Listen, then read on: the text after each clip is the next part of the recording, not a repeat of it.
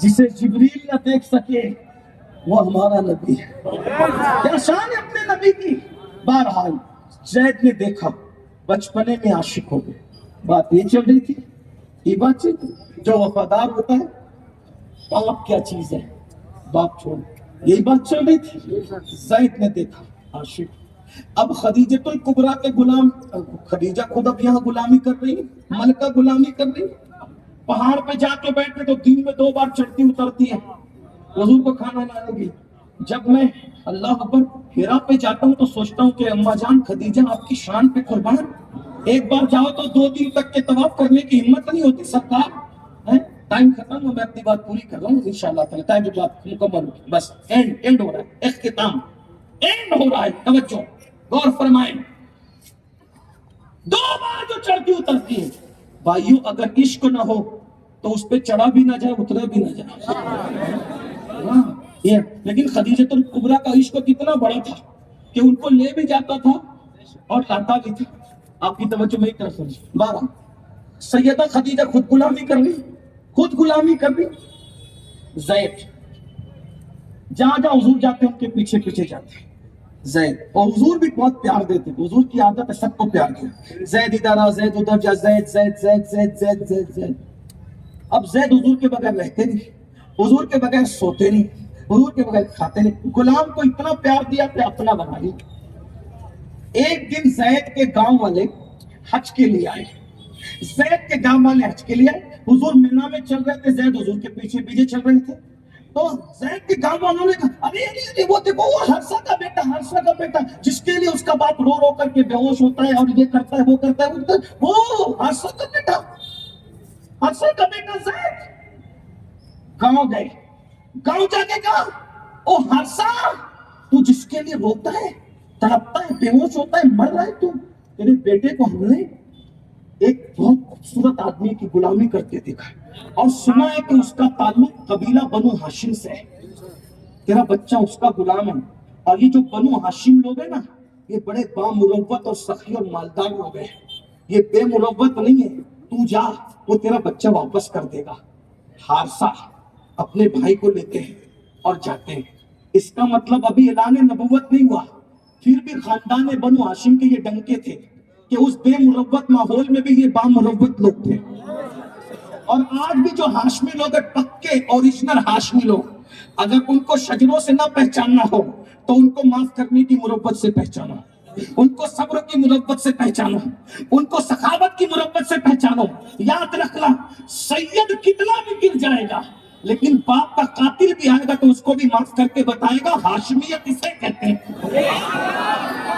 بھوکا رہے گا تو بھی دوسروں کو کھلا کے بتائے گا ہاشمیت اس کا نام ہے.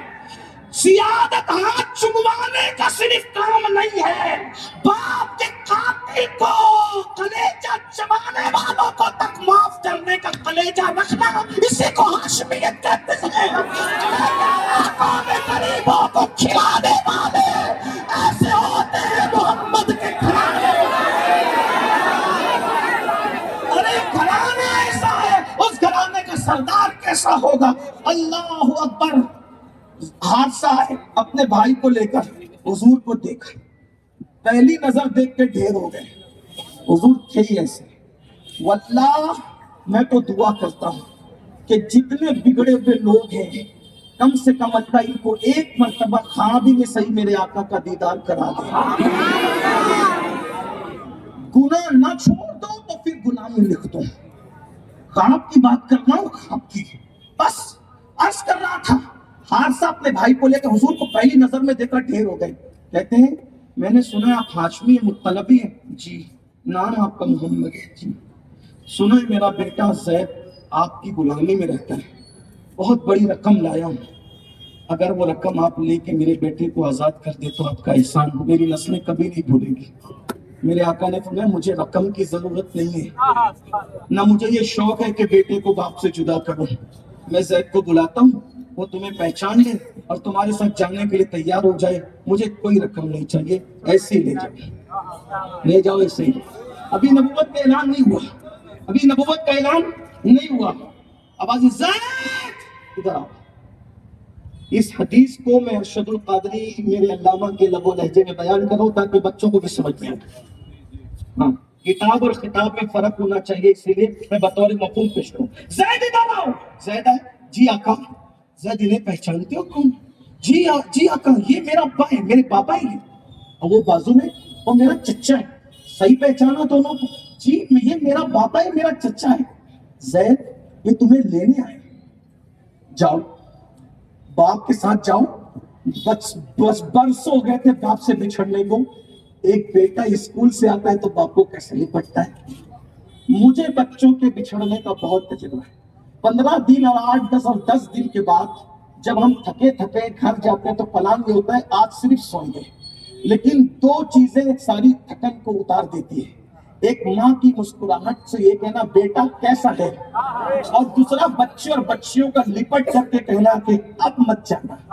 یہ ایسی لذت ہے کہ لوگوں کے کھانوں میں وہ لذت نہیں آتی، لوگوں کے تحفوں میں وہ لذت نہیں آتی، لوگوں کے لفافے میں وہ لذت نہیں آتی، لوگوں کے جوتے تک پہنانے میں وہ لطف نہیں آتا. یہ جو 2 لذتوں میں مزہ ہے نا، وہ مزہ ہر چیز کے مزے کو کرکرا کر دیتا ہے. اللہ سب کی محبتوں کو سلامت رکھے. لیکن یہاں آ کر کے میں سوچتا ہوں برسوں کا بچھڑا ہوا زید اپنے بابا حادثہ کو دیکھ رہے تھے.